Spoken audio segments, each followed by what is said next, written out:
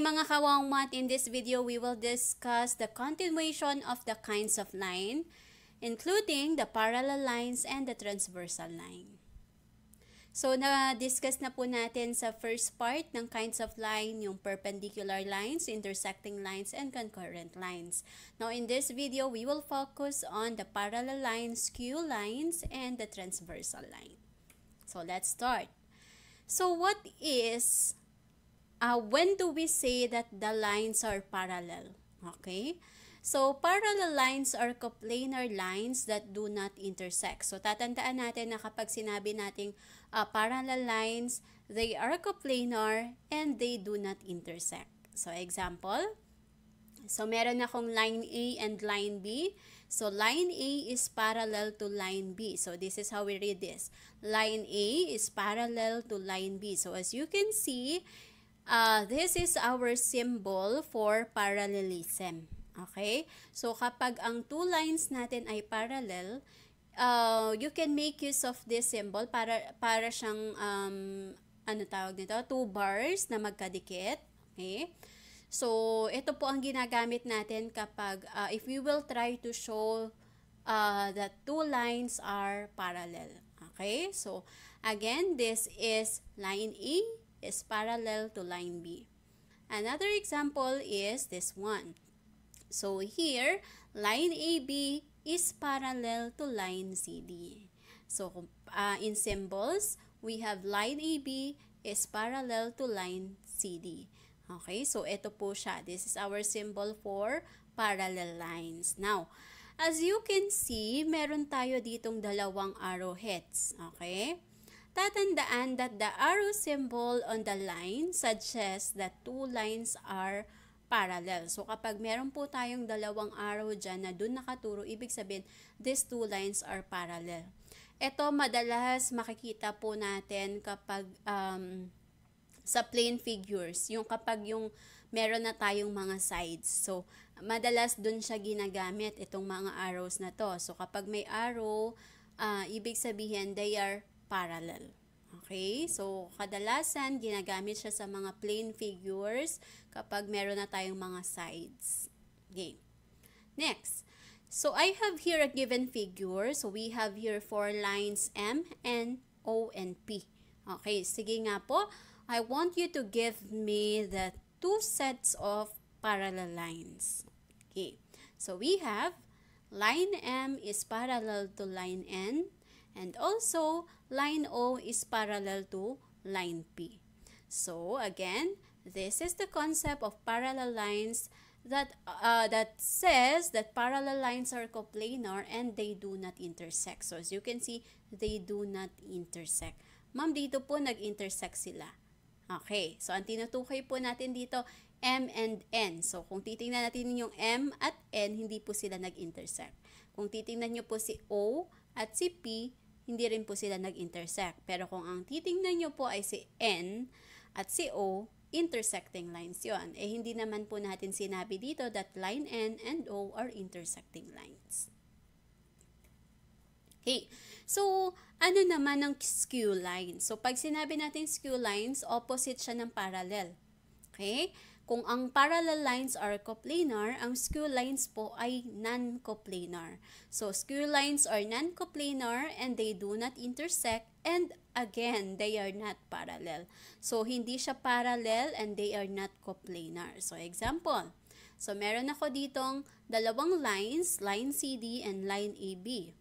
Now, as you can see, line AB and line CD are skew lines. Why? Because the lines do not intersect. And AB, so hindi sila nag-intersect ha, they do not intersect. And line AB is not on the plane where CD lies. So si line CD nasa plane siya, pero si line AB wala po siya sa plane. Okay?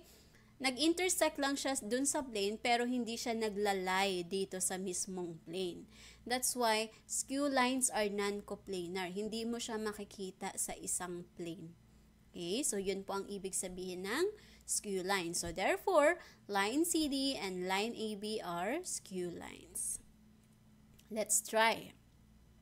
So, I want you to complete the statement. Pwede nyo akong sabayan. Kuha tayo ng pen and paper. So, pwede tayong sumagot din. Okay? So, dito sa ating statement, you are asked to complete the statement. So, I have here, segment ME is parallel to what segment? So, given this figure, ito yung segment ME natin.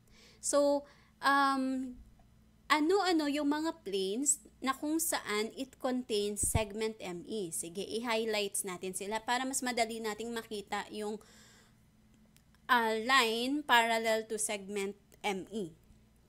Okay?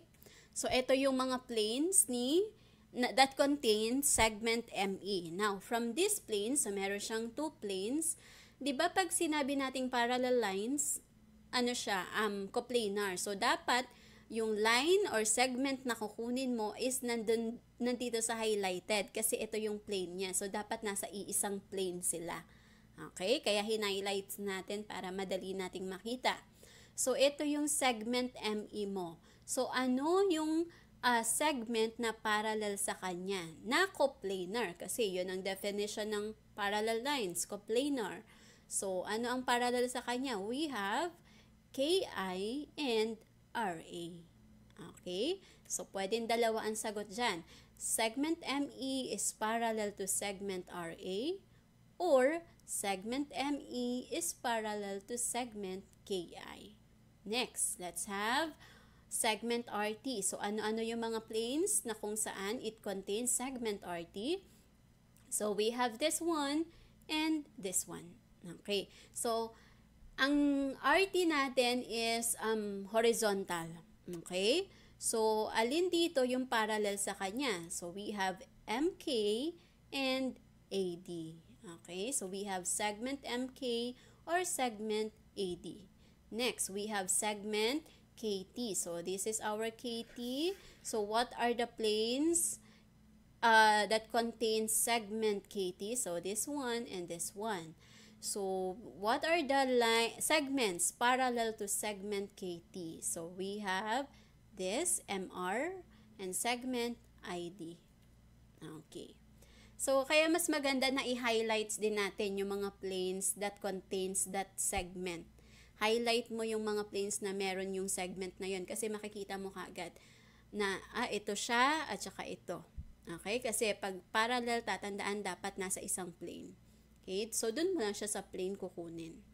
Next, we have segment AD. So, ang mga planes niya ito tsaka ito. Okay? So, ang parallel sa kanya is EI and RT. Ayan po. Okay. Now, let's proceed to the skew lines. So, pag sinabi natin skew lines, they are not parallel. So, kung yung isa horizontal, dapat ang skew niya is vertical.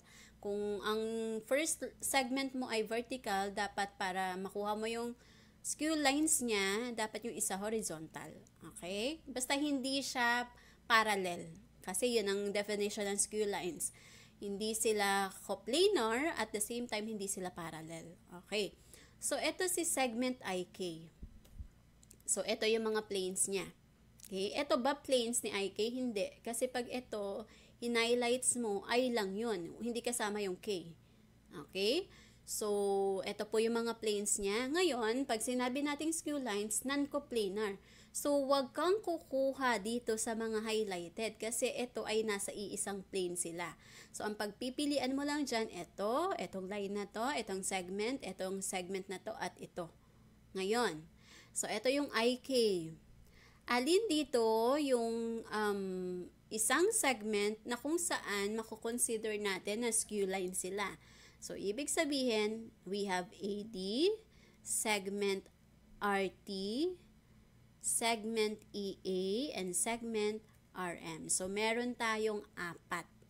AD, kasi ito ay, vertical So, hindi sila parallel. So, wag mo ito kukunin. Okay? So, we have segment AD, segment RT, segment AE, and segment RM. Okay? So, dapat wala siya sa plane. Next, we have segment AD. So, ito ang mga planes niya. So, ito si AD. So, ibig sabihin, skew lines, non-coplanar. So, wag mo siyang kukunin dito sa mga planes na yan. So, dito lang tayo. Okay, so since ano siya, naka-horizontal, yung mga naka-vertical po tayo. So, we have segment EM and segment IK. Okay. Next, RM. So, ito yung RM and this one. So, since ito siya, so, dito lang tayo kukuha sa mga non-coplanar. So, RM, so, ang ano sa kanya is IK and segment DT. Okay. Next. So, let's proceed to transversal. So, what is a transversal?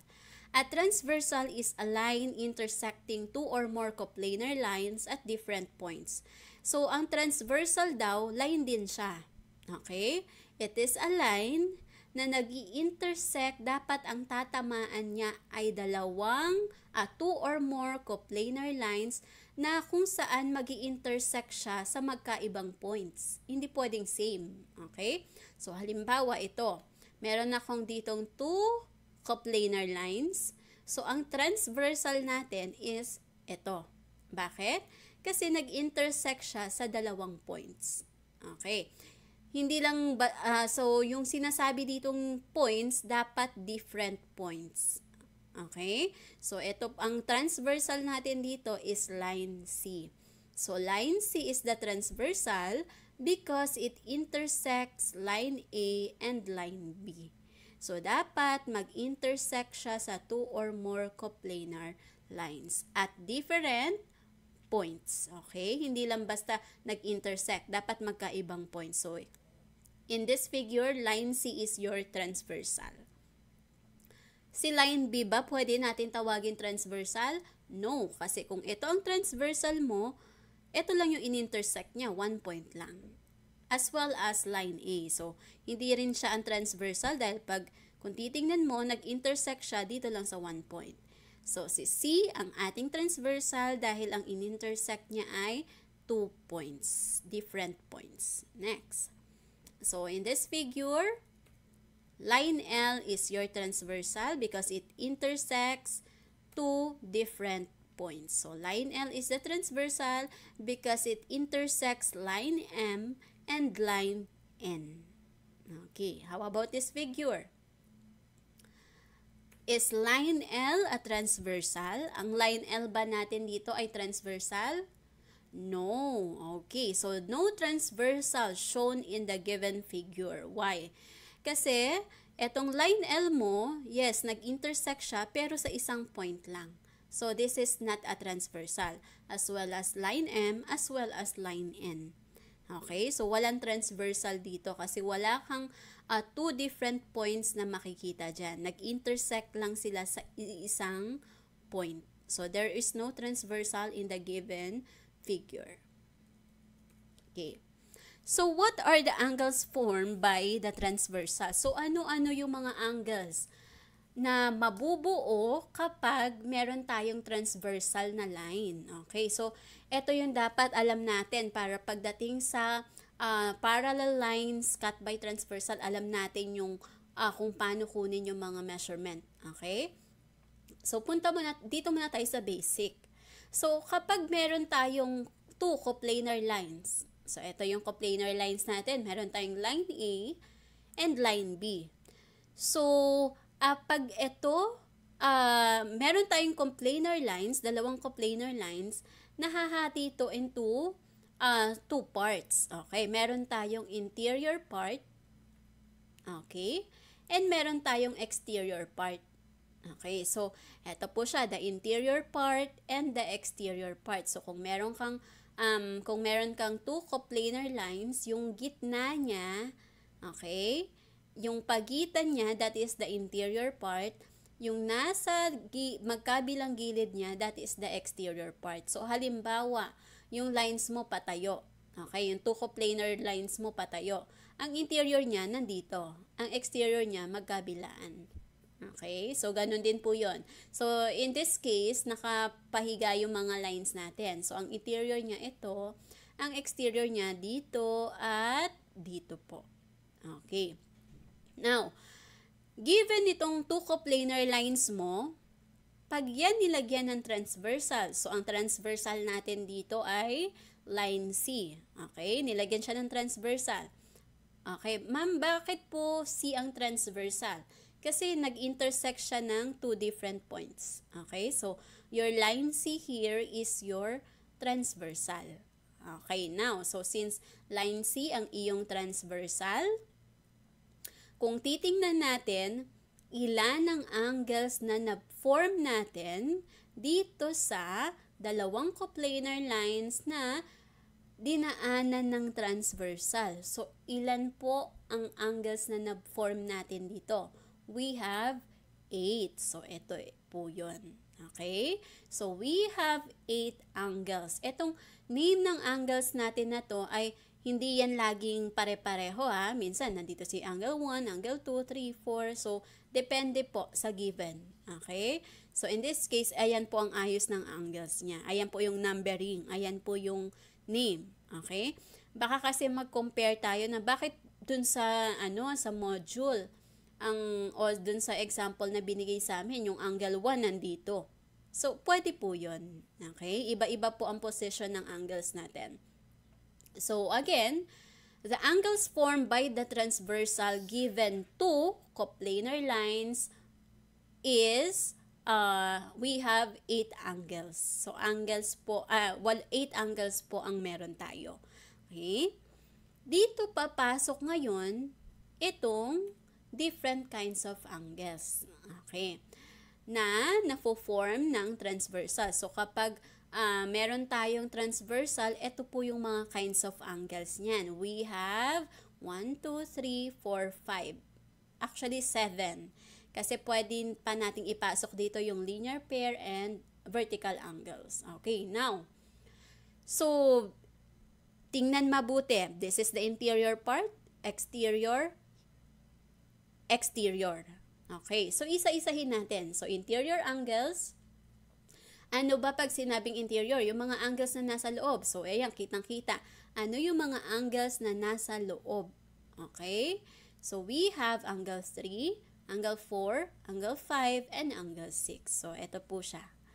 Next, exterior. Exterior means nasa labas. So, ano-ano yung mga angles na nasa labas? Exterior, outside. So, we have angle 1, angle 2, angle 7, and angle 8. Okay. So, yun, dapat alam po muna natin yung interior angles at exterior angles. Ito yung pinaka-basic dyan na dapat alam natin mag-identify ng interior angles at exterior angles. Okay?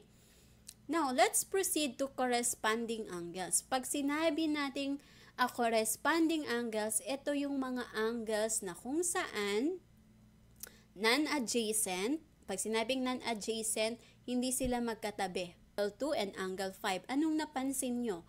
Pag sinabi natin corresponding angles, non-adjacent sila, hindi sila magkatabi. Dito, nasa left siya, upper, dito sa isang set mo dito, upper left, dito, upper left din siya. So, yun ang corresponding angles. Para, kumbaga, same position siya. Upper left din. Okay, so angle 2 and 5 are corresponding angles. Another example, ito. So, pareho naman silang nasa baba. Angle 3 and angle 7. Another, we have angle 1. Ito, pareho silang nasa upper right. So, angle 1 and angle 6. And then, another example of corresponding angles, angle 4 and angle 8. So, pareho naman silang nasa lower right.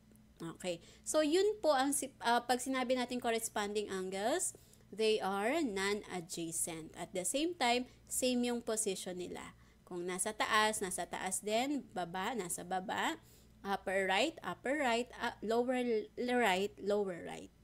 Okay. So, same position. Next, what do we mean by alternate? So, ito highlighted siya, oh. Meron siya ditong interior and exterior angles. Okay, kaya lang may dumagdag na word. We have here alternate. So, pag sinabing alternate, salitan. Okay, so, kung ito yung ating transversal, okay, ito yung transversal mo. Ito yung left side, ito yung right side. So, pag sinabi nating alternate, yung isa nasa left ng transversal, yung isa nasa right ng transversal. Okay? So, again, yung isa nasa left ng transversal, yung isa nasa right ng transversal. Okay? So, ano pong ibig sabihin nito? So, we have this one. So, angle 3 and angle 6 are alternate interior angles. Since interior siya. So, ang focus mo, dito ka lang sa loob. Okay? Dito ka lang sa loob. Ma'am, bakit hindi po angle 3 and angle 4? Nasa left naman siya, tapos nasa right. Okay. Pag sinabi po kasi nating alternate interior angles, sila yung, halimbawa, ito, angle 3 and then angle 6, bukod sa nasa left at nasa right, taas at baba po yan. Alternate interior, ito yung mga interior angles na nasa left at right ng transversal natin. So, ito, angle 3 and angle 6. Another is, we have angle 4 and angle 5. Okay, now this time, alternate exterior naman. Ganon din, alternate pero nasa exterior part. Okay, so we have angle 2 and angle 8. And then, angle 1 and angle 7. Okay, so sana naintindihan po yung alternate. Alternate means alternate interior means nasa loob and then alternate. And then ito, nasa exterior part and then alternating. Okay, next punta tayo dito sa interior angles on the same side, or in some other books, ang tawag nila dito, same side interior. Okay, ito rin. Exterior angles on the same side, or in some other books, ang tawag nila dito, same side exterior. Pareho lang po yun. Okay. So, anong ibig sabihin nitong same side? Kung meron tayong alternate, meron ding same side. So, kanina, di ba ito ang alternate mo? So, this time, same side sila. So, kung ito ang transversal mo, nasa same side sila ng transversal. Ibig sabihin, pareho silang nasa left o kaya pareho silang nasa right. Okay. So, yung kanina, alternate. Nasa left, nasa right. Nasa right, nasa left. This time, same side sila. Nasa same side sila ng transversal. So, pareho silang nasa left ng transversal or pareho silang nasa right ng transversal. So, let's start. Dito muna tayo sa interior angles on the same side. So, dito lang tayo titingin sa interior part. Okay, so interior angles on the same side. Alin dito sa mga interior angles mo ang nasa isang side? So, we have angle 3 and angle 5. Okay, meron pa ba? Yes, meron pa pong angle 4 and angle 6. So, ito pareho silang nasa left, ito parehong nasa right. Next, exterior angles on the same side. So, ito naman yung nasa same side din, yun nga lang, nasa exterior part. Okay, so exterior angles on the same side, we have angle 2 and angle 7. Pareho silang nasa left side ng transversal. And also, angle 1 and angle 8. Pareho silang nasa right side of the transversal. Okay, so again, these are the angles formed by transversal. So, meron tayong corresponding angles, alternate interior angles, alternate exterior angles, interior angles on the same side, and exterior angles on the same side. So, yung interior angles on the same side, ano po sila? Non-adjacent po. Okay? Pwede rin natin ipasok dito yung concept ng linear pair and vertical angles. Okay? So, yung linear pair, pag sinabing linear pair, nasa isang line yung dalawang angles mo. So, ibig sabihin magkatabing angles yan. So, ano-ano yung mga linear pair dito? So, we have angle 1 and 2. So, linear pair yan. Angle 2 and 3, linear pair din ito. Angle 3 and 4, linear pair. Angle 1 and 4, linear pair din sila. Okay, dito naman tayo. We have angle 5 and 6, linear pair ito. Kasi nasa isang line yan. And and adjacent po sila.